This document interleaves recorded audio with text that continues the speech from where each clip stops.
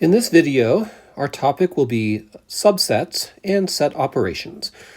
Our learning objectives will be to define the complement of a set, find all subsets of a set, how to use subset notation, find the number of subsets for a set, and then we'll look at how to find intersections, unions, and differences of sets. So let's dive in.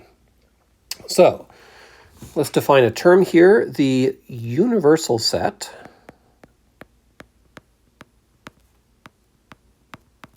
The universal set for a given situation, which is symbolized by a capital U, is the set of all objects that are reasonable to consider in that situation. Once we define a universal set in a given setting, we are restricted to considering only elements from that set for that particular problem. So, if the universal set is the natural numbers from 1 to 8, then the only elements we can use to define other sets in this setting would be the natural numbers or the integers from 1 to 8. A very useful tool or a clever method for visualizing sets and their relationships is called a Venn diagram. It's named because it was developed by a man named John Venn in the 1800s. We'll be looking at Venn diagrams quite a bit over the next few sections, but we'll introduce the idea here. Figure 2.1 here shows an example of a Venn diagram. You can get a lot of information from this fairly simple diagram. A set called A is being defined here. The universal set from which the elements of A can be chosen is the integers from 1 to 8. And then the set A includes the numbers 2, 4, 6, and 8. And then the elements not in A are 1, 3, 5, and 7. We will call the elements in U that are not in A the complement of A and denote it by A with a prime symbol. Call that A prime, or the A complement. Okay? So in the Venn diagram here, the rectangle represents the universal set. And you'll notice that inside the rectangle, we have all the integers from 1 to 8. Since this is the universal set, that we're saying that any other sets are only allowed to contain these values. Set A contains some of these values, but not all of them. It contains the values 2, 4, 6, and 8. And notice how the circle here represents set A. And that circle is completely inside the rectangle, right? To indicate that the set A is a set that does contain some of the values from the universal set, right? So the numbers written inside the circle are the values that are part of set A. The numbers outside the circle are the numbers that are not in set A. Those represent the complement of A. So we'll say the complement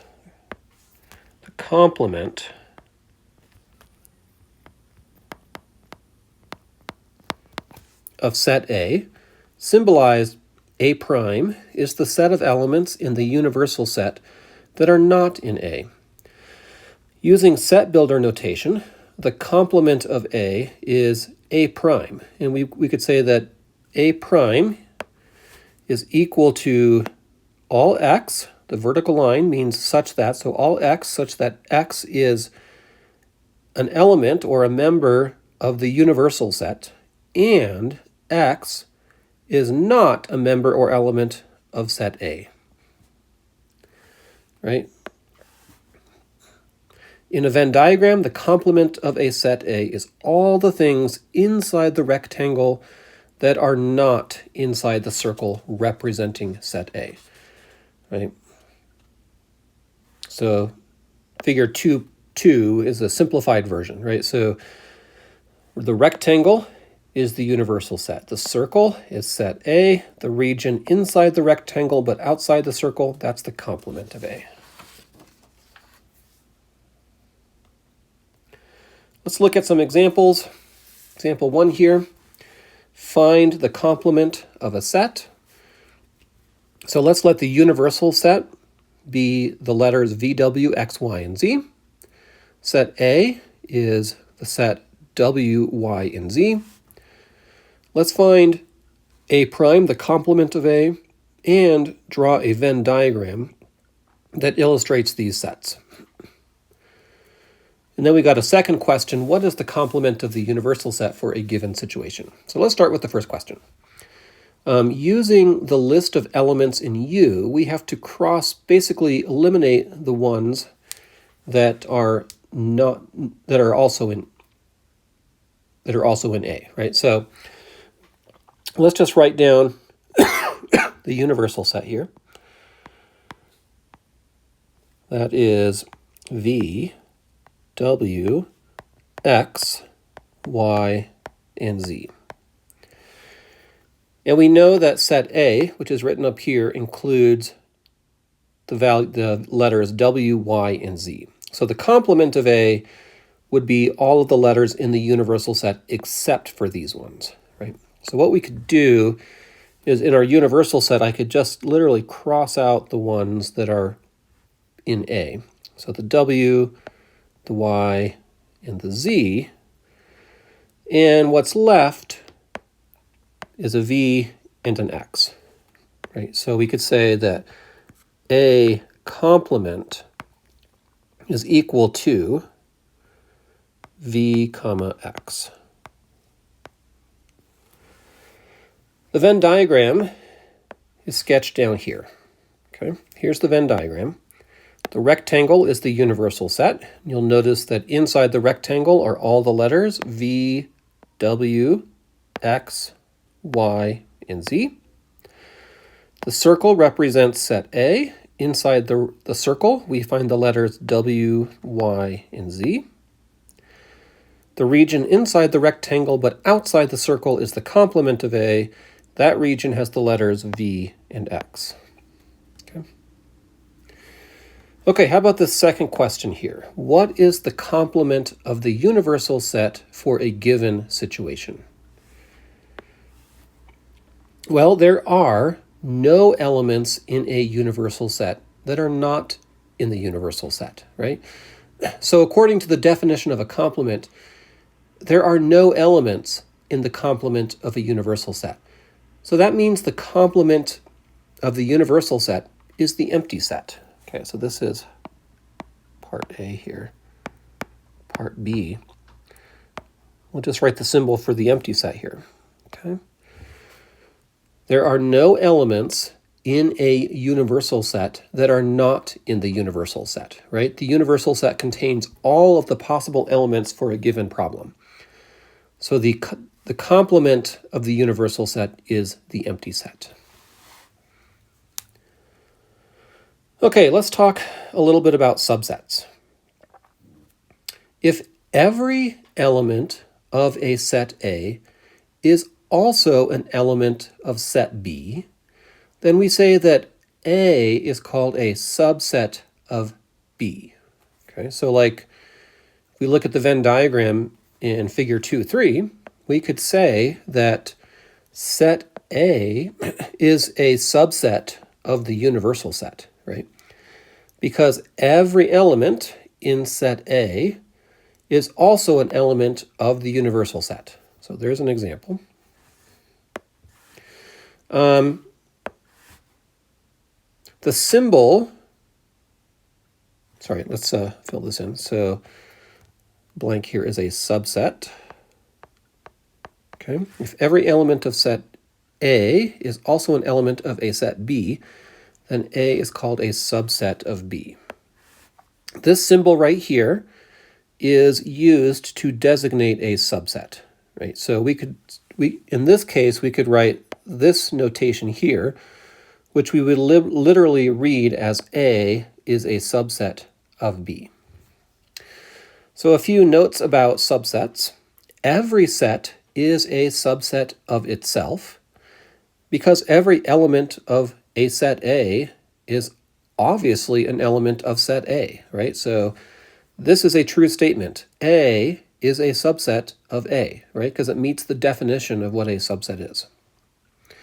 It's also true that the empty set is considered a subset of every set. The empty set has no elements, right? So we could say for any set A, you cannot find an element of the empty set that is not also in set A, right? So for this reason, the empty set is considered a subset of every set. Okay, let's look at an example of subsets here. If we start with the set containing the letters X, Y, and Z, let's look at how many subsets we can form. So let's break this down by subsets by number of elements, right? So let's look at the subsets of this set that contain 3 elements. Well, there's only one, and that's the set itself, right? The set X, Y, Z. So there is one subset that contains 3 elements. How about 2 elements? Okay, there are 3 subsets of the set X, Y, Z that have 2 elements.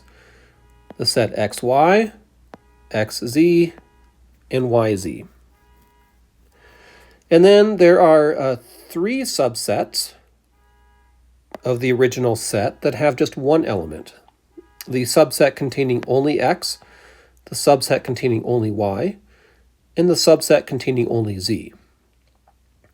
And then we always have to list the empty set as well, because the empty set is a subset of every set. So there is one subset that contains 0 elements, the empty set, right? So that's a total of 1 plus 3 is 4, plus 3 is 7, plus 1. Looks like 8 subsets.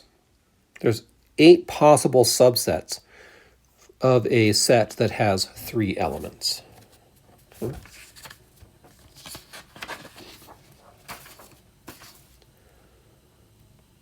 So for a set with 3 elements, we can form 8 subsets.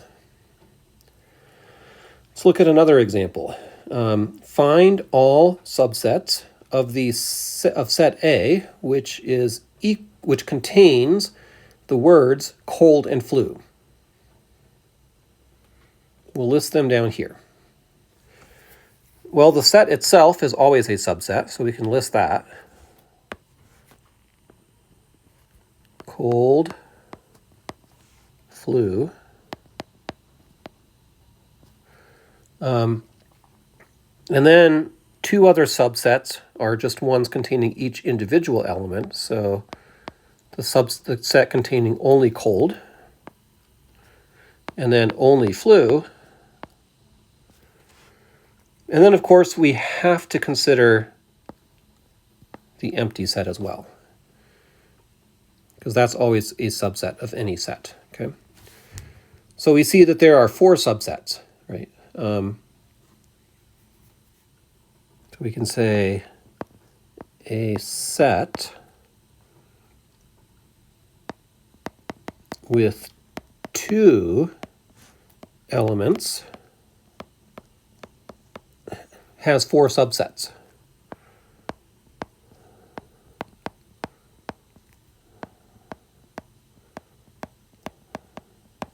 Okay. Okay, some more notation here. To indicate that a set is not a subset of another set, we use this symbol. This is the subset symbol with a slash through it, right? So that means not a subset. And then if set A is a subset of set B and is not equal to B, then we call A proper subset.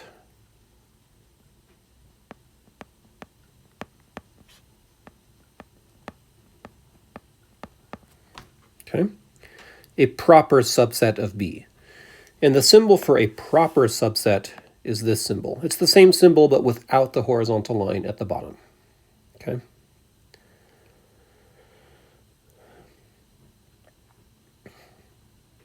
And we would interpret that as A is a subset of B, and also A is not equal to B, right? If we If we back up a little bit and consider these two examples, right, in this case here, we started with the set X, Y, and Z, and we listed all the subsets here. This first set right here is not a proper subset, right, because it's equal to the original set. All of the other subsets are considered proper subsets because they are subsets that are not equal to the original set. If we come down to example 2 here, this subset, the first one we listed, is not a proper subset because it's equal to set A. All the other subsets are proper subsets.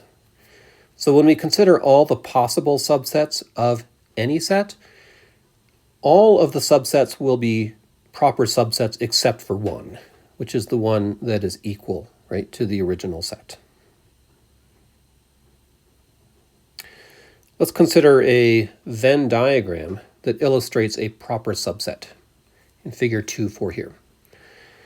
So the blue, the inner circle, is entirely inside the red outer one. And there's an element inside the red circle that is not in the blue one. So if we look at this Venn diagram, what it's illustrating are these three sets. The universal set includes all the numbers inside the rectangle. And that would be the counting numbers 1, 2, 3, 4, 5. Set A includes all of the numbers inside the red circle. That would be 1, 3, and 5. And then set B would be all of the numbers inside the blue circle. That would be the numbers 1 and 3. Notice that all of the numbers in set B are also in set A, right? Both B and A contain the elements 1 and 3, but set A contains one additional element, set 5, so A and B are not equal to each other, so that means B is a proper subset of A.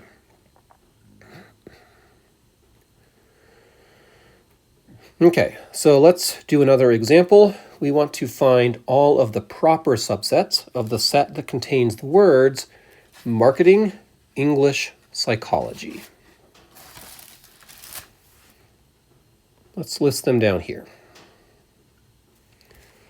So remember, the proper subsets are the ones that are not equal to the original set. So we're not going to include the subset that has all the same elements. We'll only include subsets that have fewer than 3 elements.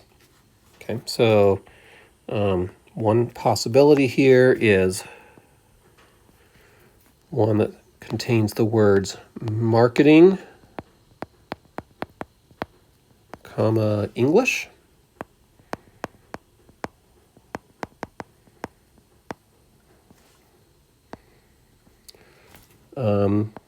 Marketing, comma, psychology.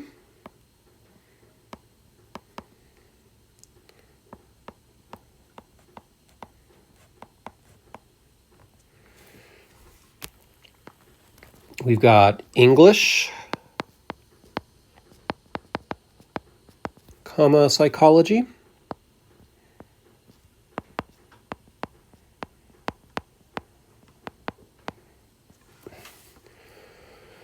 Then we have 3 subsets that contain only one element.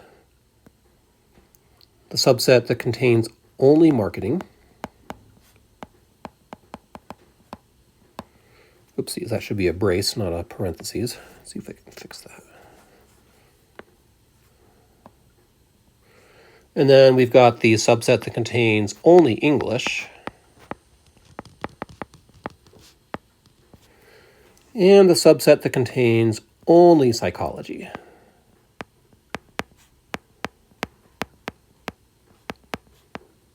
And then also we have to consider the empty set, because that's also a subset. Okay. So it looks like we have 1, 2, 3, 4, 5, 6, 7 proper subsets.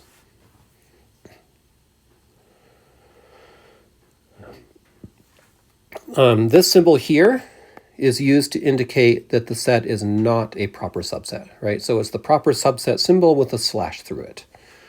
Okay, let's just do another example just to help us understand all of this notation that we've been introducing. And we want to decide if each statement is true or false. Okay. So let's start with A. So what do we have here? We have the set 1, 3, 5. This is the symbol that means subset. So it's saying 1, 3, 5 is a subset of the set 1, 3, 5, 7. So we have to ask, are all the elements in this set also in this set? It looks like they are, right? This set contains 1, 3, 5. This set also contains 1, 3, 5, right? So all of the elements in this set are also in this set, so it is a subset, right? This set is a subset of that set. So the statement is true.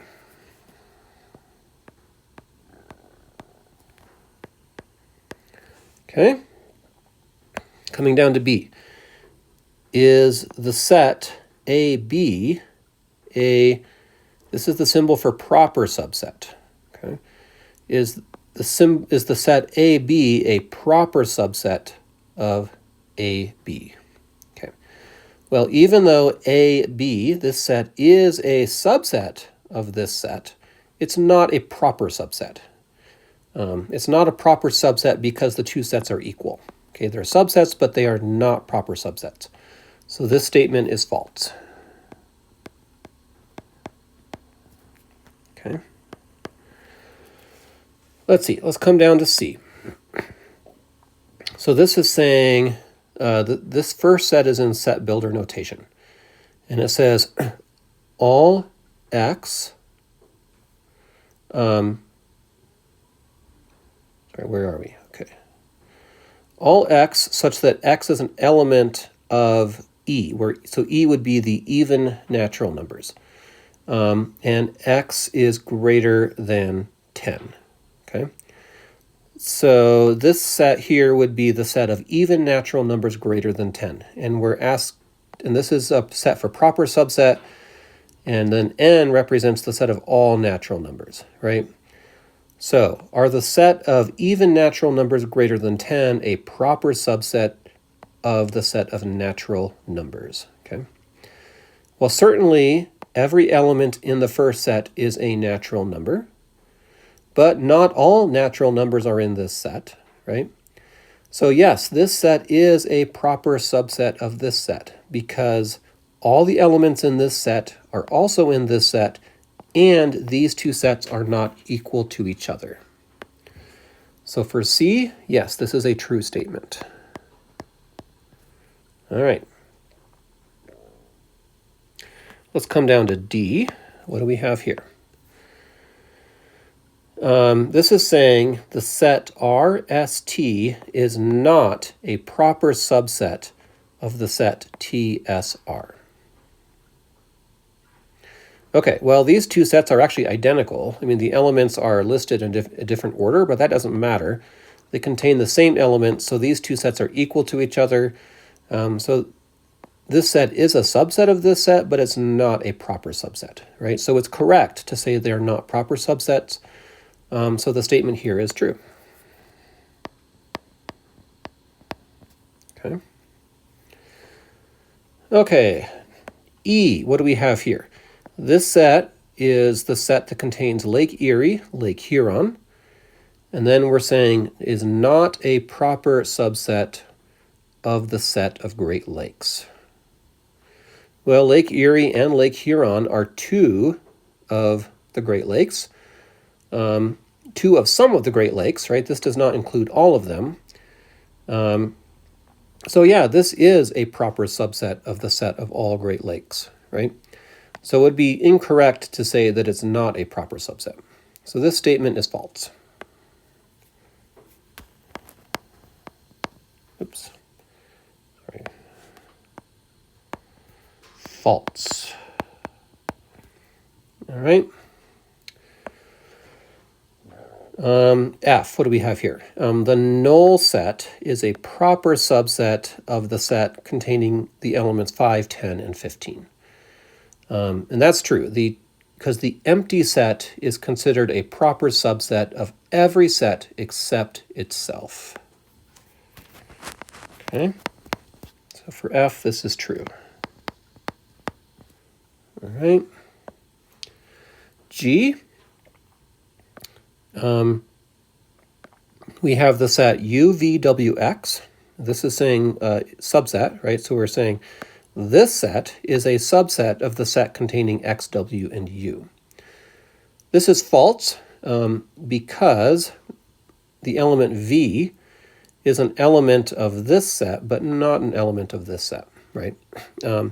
If we reversed it, if we put this set over here and this set over here, that would be a true statement, but the way it's arranged this way, it's not a true statement, okay? This set is not a subset of this set. So this would be false. Okay. And then finally for H, this is saying the set containing the number 0 is a subset of the empty set. Well, this set here, the set on the left has one element, 0. The empty set has no elements, so this statement is false.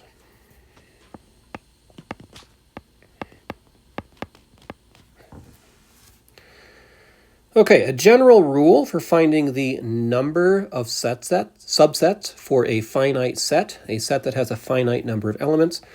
If a finite set has n elements, then the set has 2 raised to the power of n subsets and 2 raised to the power of n minus 1 proper subsets. Okay. So just to use this example here, find the number of subsets and proper subsets of the set containing the elements ace, king, queen, jack, 10, 9. So that is 1, 2, 3, 4, 5, 6 elements. Okay, so let's answer question A here. The set has n equals 6 elements.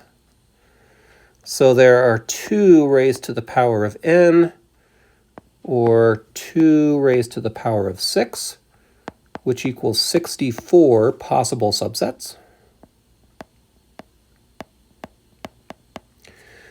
And for any set, there's always only one set that's a that's not a proper subset, right? The set that's equal to the original set.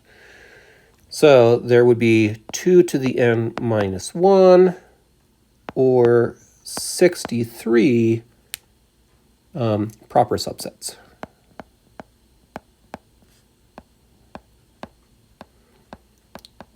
So this rule only gives you the number of sets. It does not tell you what those sets are, right? It would be a challenge to list out all 64 of them. But it's a fairly simple to figure out the total number of subsets.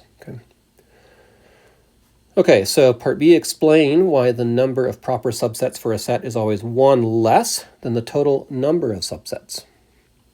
Well, when finding proper subsets, there's only one subset excluded from the list of all subsets, the original set itself, right? So there will always be one fewer proper subsets than the total number of subsets, right? The only subset that's not a proper subset is the set itself. Okay, let's introduce some new concepts. The intersection of two sets, A and B, which is symbolized using this symbol here. It looks like kind of like an upside down U. We say A intersection B. This is the set of all elements that are in both sets. So in set builder notation, we could say that A intersection B, this is equal to all X such that X is an element of A, and also X is an element of B. For example, if set A contains the numbers 10, 12, 14, 15, and set B contains the numbers 13, 14, 15, 16, 17, then we can see that these two sets contain two elements that are shared in common. 14 and 15 are in both sets. So the intersection of A and B would be the set that contains the elements 14 and 15, right? Since 14 and 15 are the only elements that are common to both sets. We can illustrate an intersection with a Venn diagram. So here we can see that, again, the rectangle represents the universal set. The circles, this circle represents set A, the red circle, then the blue circle represents set B.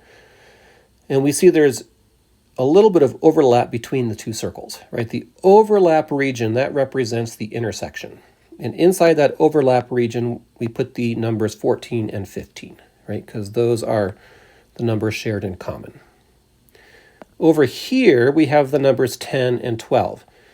This region is inside the circle for A, but outside the circle for B, right? So this contains the elements in set A that are not in set B. So those would be 10 and 12. Over here, in this region, we have the elements in set B that are not in set A. And those would be 13, 16, and 17. Okay.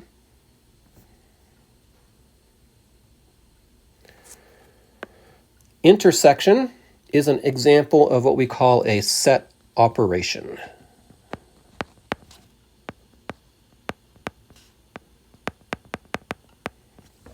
This is a rule for combining two or more sets to form a new set.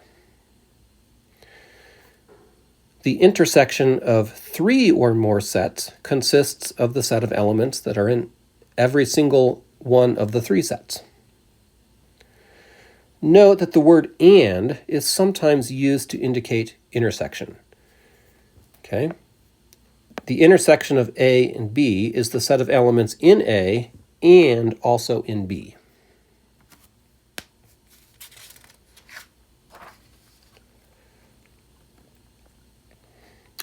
Let's look at an example for finding intersections here.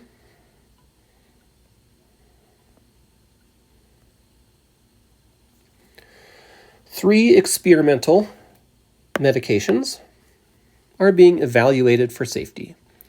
Each has a list of side effects that has been reported by at least 1% of the people trying the medication.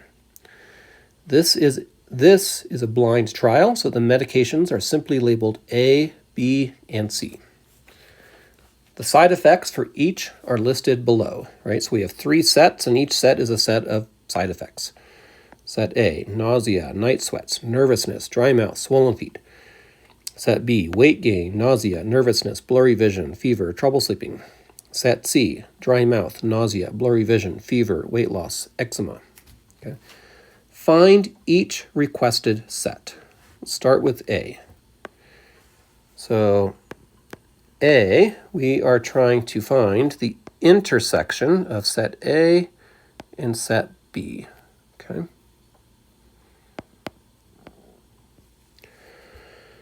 Okay, so for this, maybe we'll just actually circle these. We have to find the elements that are in A and also in B, right? Maybe we'll just start over here with A. We'll start with nausea. So we see that nausea is in A. Let's check. Is it also in B? Yes, it is. It's in A. It's also in B, right? I can maybe just circle those. Nausea is in A and B. What about the other ones? Night sweat. That's in A. Is it down here in B? Nope. Nervousness. It's in A. Do I find it in B? Yep, there it is. Nervousness, right? So nervousness appears in both. Okay. Dry mouth. That's in A. Is it in B? Nope. Swollen feet. That's in A. Is it in B? Nope. Okay, so the intersection of A and B contains only two elements. The elements nausea, common nervousness.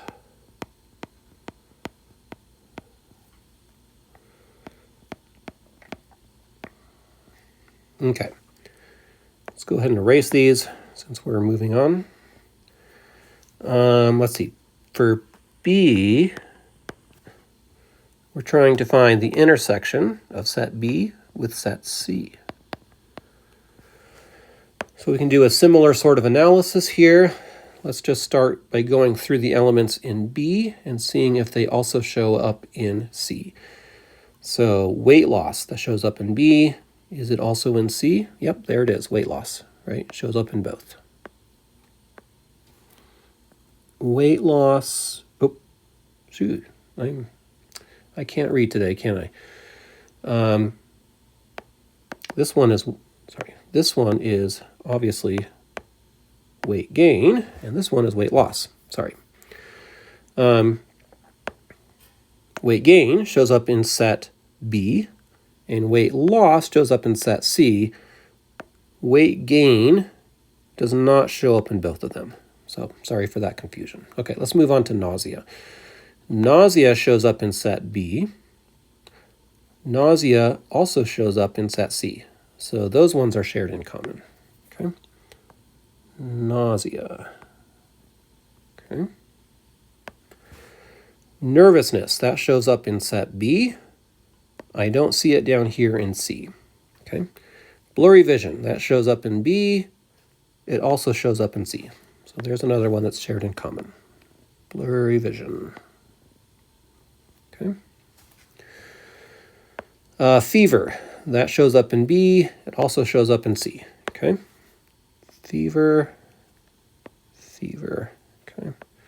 Trouble sleeping shows up in B, but not in C. So it looks like those are the only three elements shared in common.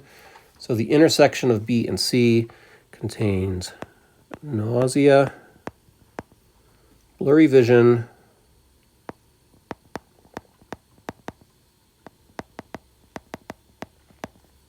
and fever. All right, let's erase these. Come down here to C. For this last one, we're trying to find the intersection of all three sets. A, intersection B, intersection C. Okay. Which elements are shared in common between all three, right? So we can probably actually kind of use the results of the first two, right? Because we can see that nausea and nervousness are shared in common between A and B. Nausea, blurry vision, fever are shared in common between B and C.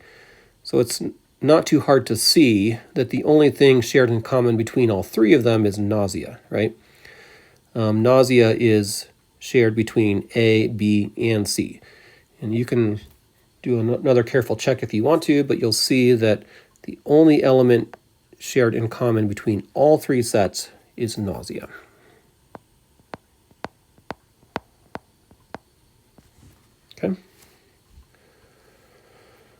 Okay. When the intersection of two sets is the empty set, the sets are said to be disjoint. Okay, here's a Venn diagram illustrating disjoint sets. Again, the rectangle is the universal set. A and B are sets within the universal set, and the circles for A and B do not overlap at all. So they share nothing in common. So they are disjoint. Okay. Another term to define here, the union of two sets A and B, symbolized by this symbol, looks like just a U. We say A union B. This is the set of all elements that are in either set or B or both.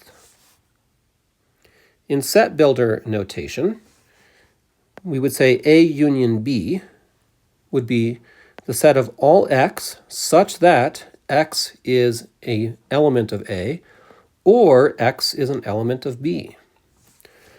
For example, if set A contains the numbers 5, 10, 15, 20, and set B contains 5, 20, 30, 45, then the union would be all the elements in A combined with the elements in B. Okay. So that would be 5, 10, 15, 20, 30, 45. Okay. Notice that the elements 5 and 20 are in both sets, but when we combine them into a union, we only list them once in the union. The Venn diagram is shown here, right? So basically the shaded pink is the union, right? So the union contains the intersection, but it also contains all the elements in A that are not in B, and it contains the elements in B that are not in A, right? Anything in A or B or both. Okay.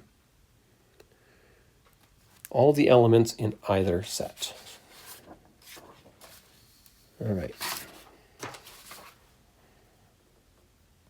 Let's look at this example here. Finding unions.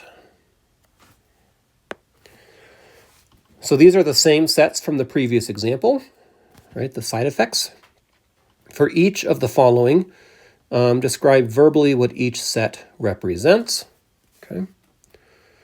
So again, to find a union, we just make a list of all the elements from each set without writing repeats. Right. So A union B, this is the set of side effects that were reported by more than 1% of subjects taking either medication A or B. Right. So if we were to write this out, A union B, I might just start with set A. I would have to include nausea and night sweats and nervousness.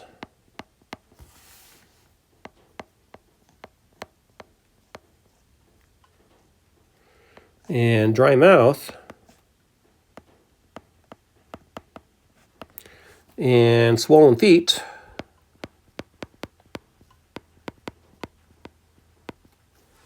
and then coming down to set B, I would clearly also have to include weight gain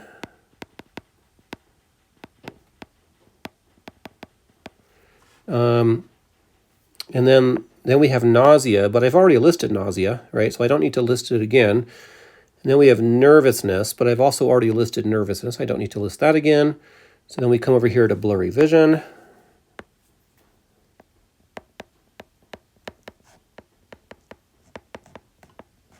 Okay. Fever. And trouble sleeping.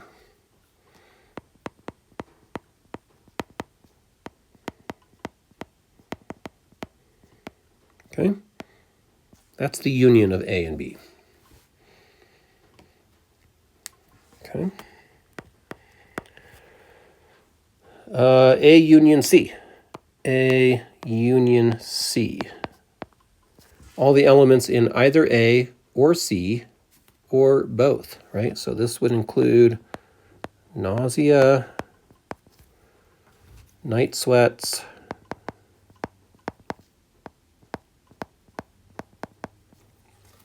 nervousness,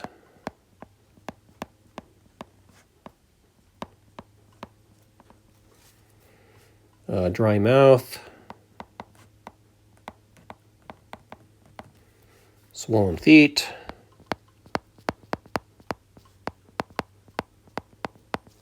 right?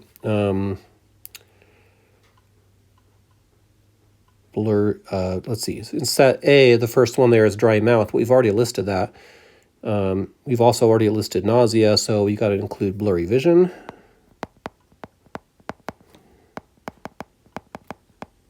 Okay. Fever. Okay. Weight loss.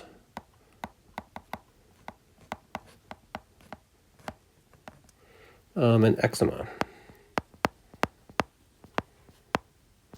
Okay.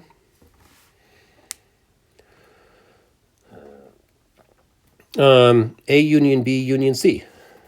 Right. A union B union C. This is just a comprehensive list of all the side effects, right, caused by all three of the medications. Nausea, night sweats,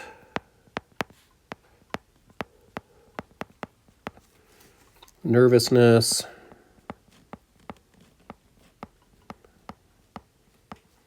dry mouth,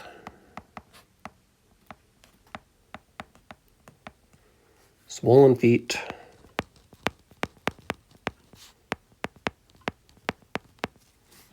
weight gain,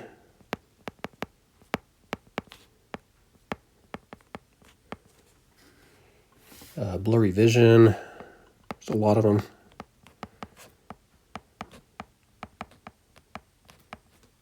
Fever, trouble sleeping,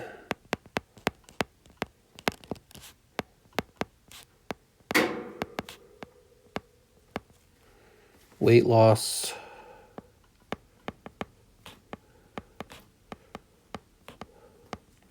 eczema. Right, that's a list of all the side effects.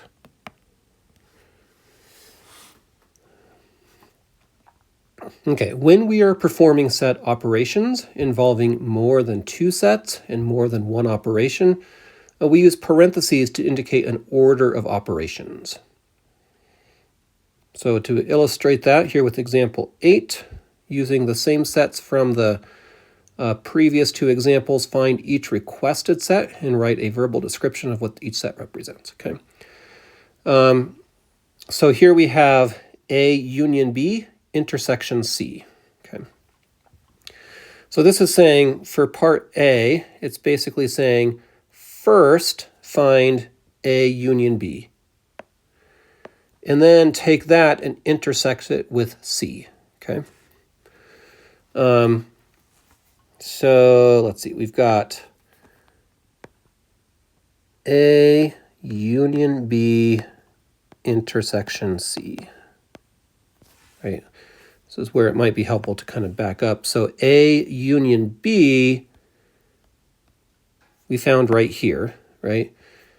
And we want to basically figure out which elements are shared in common between this set and set C, right? And those would be dry mouth, right? They appear in both. Nausea appear in both, right?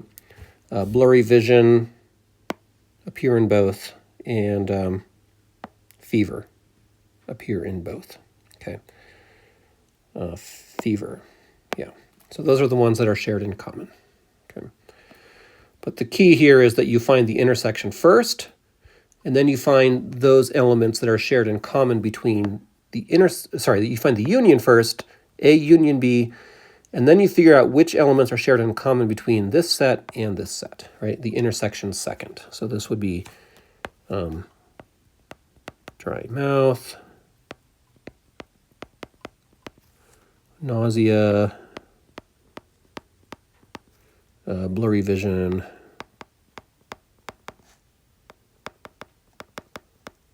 and fever. Okay. The next one we have A intersection B union C. Okay. So this is saying take the union of B and C first, right? And then find the intersection of that with A. Okay. So B union C,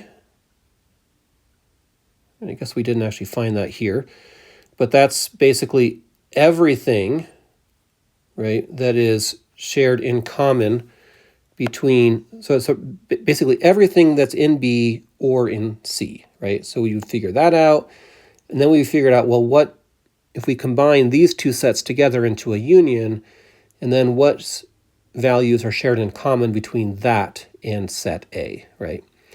And that would be nausea, dry mouth, and nervousness is what you would find if you did that. Okay.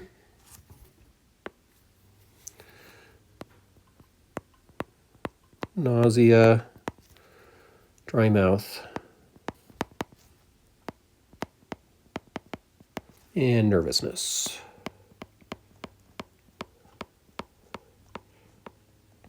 All right. Let's see, this last one, A intersection B union C. Right, so A intersection B union C. So because the intersection is in parentheses, it's saying we find that first, and then we find the union of that with set C, right? A intersection B, I believe we found that up here, didn't we? Yeah. A intersection B is nausea, nervousness. And if we take the union of that with C, right, then we have to include nausea and nervousness along with any other elements that are also in C, right? So that would include dry mouth, blurry vision, fever, weight loss, eczema. Okay. So let's write that down here. Okay. So nausea, nervousness, dry mouth, blurry vision,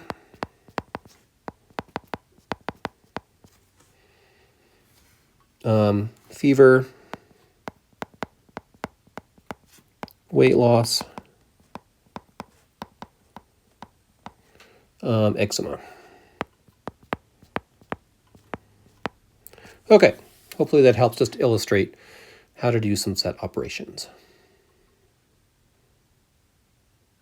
Okay. Caution. When combining union and intersection with complements, as we will see in the next example, we'll have to be extra careful. Okay.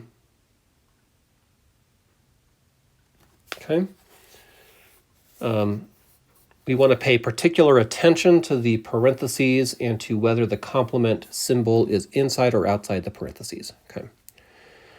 So in example 9 here, going back to our sets of side effects, recall that these were reported by at least 1% of users. The universal set below is the set of all side effects reported by any users. Use this to find the following sets. Okay, so there's the universal set. So we want to find A complement, intersection, C complement. Okay. So for each of these, right, for A, first we have to find A complement. Okay. And for this, you might need to kind of review what sets A, B, and C are. But A complement, right, will be any elements that are in U but are not in A, right? So A includes nausea, night sweats, nervousness, dry mouth, swollen feet, right? So A complement, right, would be the elements that are in U but not in A, right? So this would include weight gain, okay, blurry vision,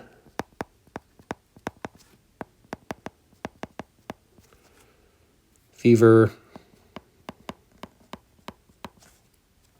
trouble sleeping,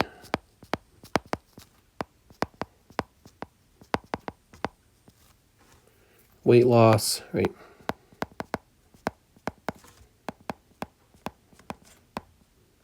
Eczema,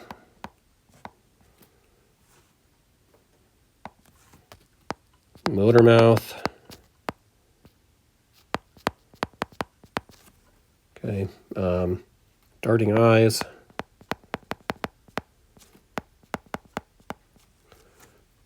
uncontrollable falling down,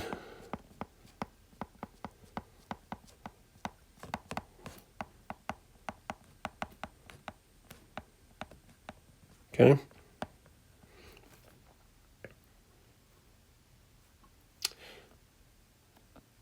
We'll just do the first one here, and then I'll kind of leave the other ones for you to work on your own, because it's good practice. C prime here is everything that's in set in U but not in C, right? So you can look at C up above and then compare it to U to figure this out, right? But it includes night sweats, nervousness, swollen feet,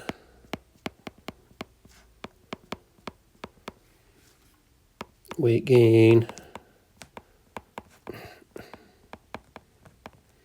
trouble sleeping,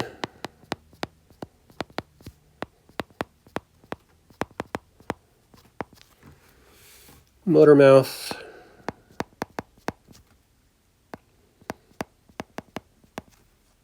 darting eyes,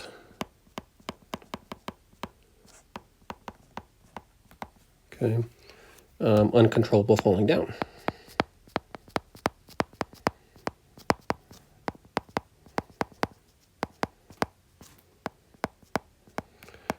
Okay, so you got to find the complements first, and then this is asking for an intersection, right? So it's asking for what is shared in common between these two sets that we just found here. Okay. A complement, intersection C complement. Okay. So what do they share in common? Well, they both have weight gain. Okay, maybe we can just circle them. Right, weight gain. They both have trouble sleeping.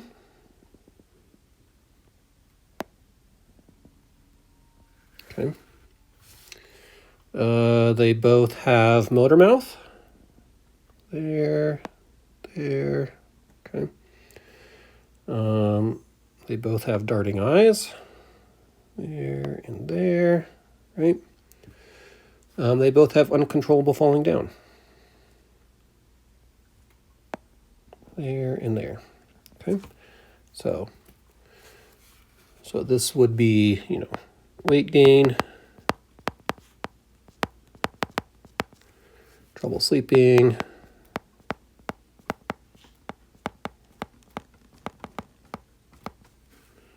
motor mouth,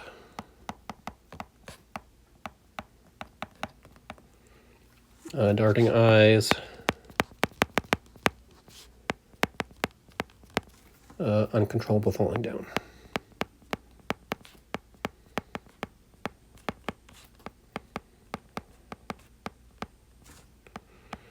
Okay.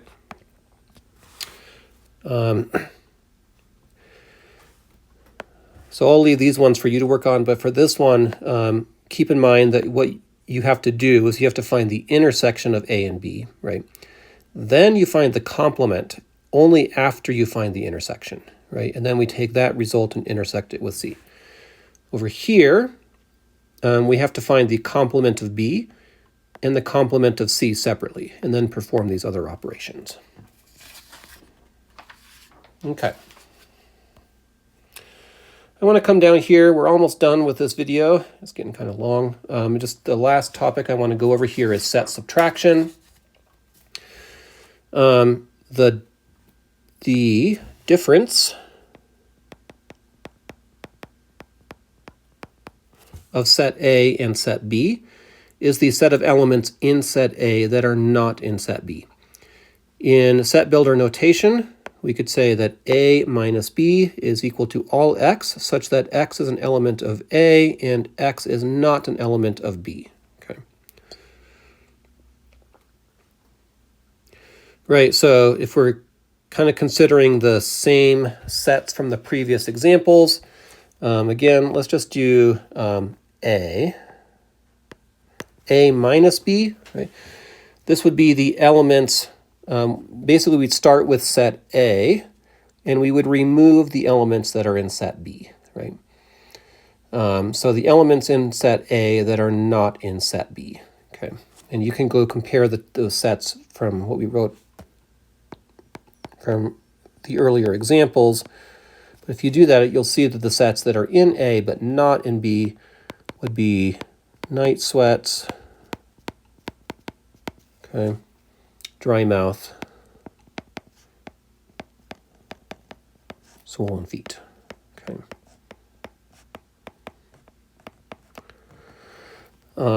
So pretty straightforward idea. I'll leave these two for you to work on. The only one that's a little interesting is this one.